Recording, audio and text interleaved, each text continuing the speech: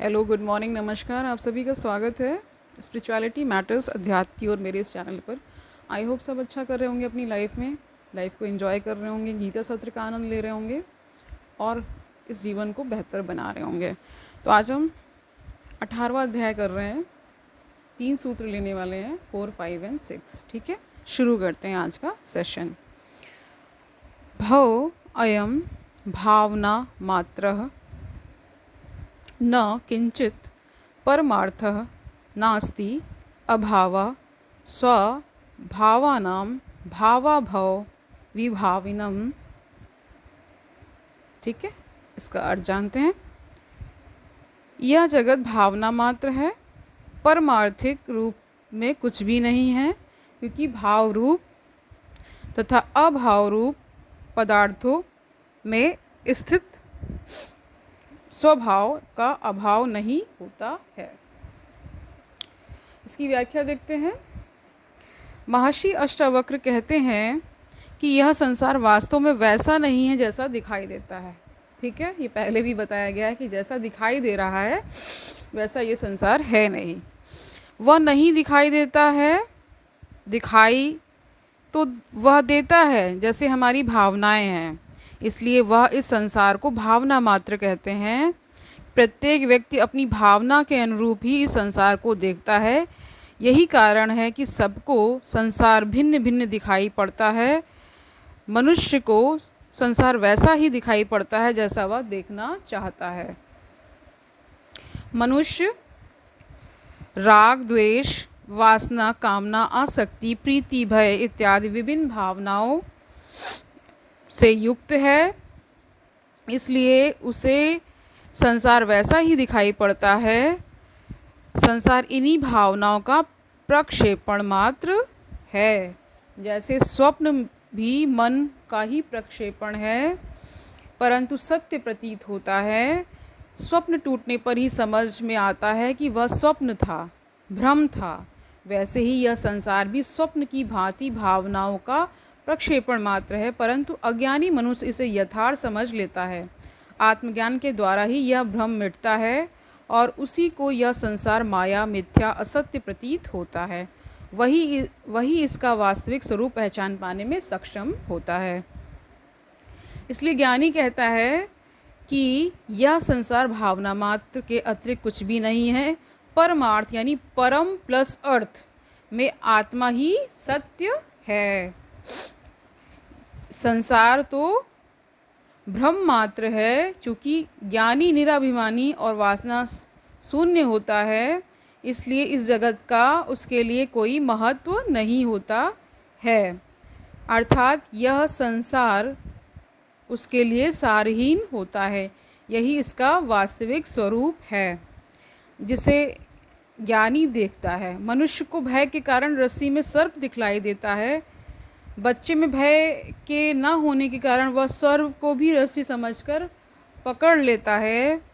ठीक है, अपना पुत्र, पत्नी आदि अच्छे इस कारण लगते हैं क्योंकि उनके साथ स्वार्थ तथा इच्छाएं जुड़ी हुई होती हैं।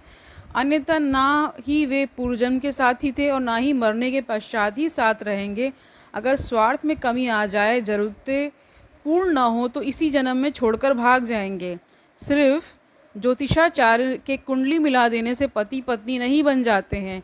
यह झूठी पत्नी और ये झूठे पति दोनों अज्ञानी, दोनों अंधे मिल गए, अतः कुछ समय के लिए साथ हो गया, अन्यथा सारा जीवन क्लेश में ही व्यतीत होता।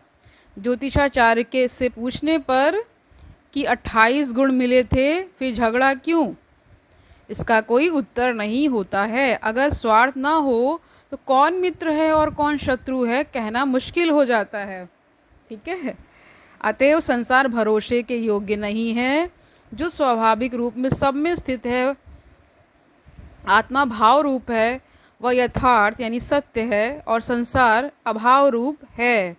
परंतु दोनों में जो स्वभाव रूप है वो आत्मा है, वही सत्य है। उसका कहीं भी अभाव नहीं होता है। अन्य सभी अभाव स्वरूप होते हैं। इस सूत्र में भाव तथा अभाव दोनों के स्वरूपों की स्पष्ट झलक मिलती है। 5वां सूत्र देखते हैं। न दूरम न च संकोचात् लब्धम आत्मना पदम निर्विकल्पम निरायासम निर्विकारम निरंजनम।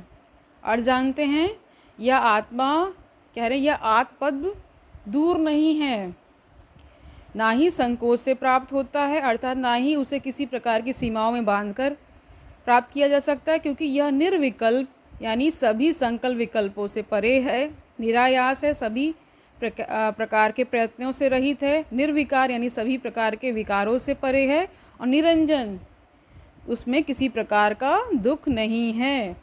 तो निरंजन निरंजन बोला जाता है, आपने साधु संतों को बोलते हुए देखा होगा। ठीक है, इसकी व्याख्या जानते हैं।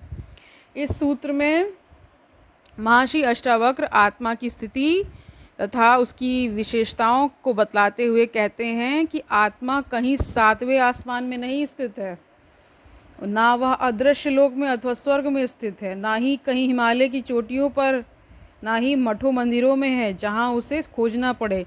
इसे प्राप्त करने के लिए लंबी यात्रा करने की आवश्यकता नहीं होती है, वह तो स्वयं के अंदर ही विद्यमान है, और संकोच द्वारा कठिनाई से प्राप्त हो ऐसा भी नहीं है, वह तो सदा उपलब्ध ही है, सिर्फ नेत्रों को खोलकर देखने की ज़रूरत है।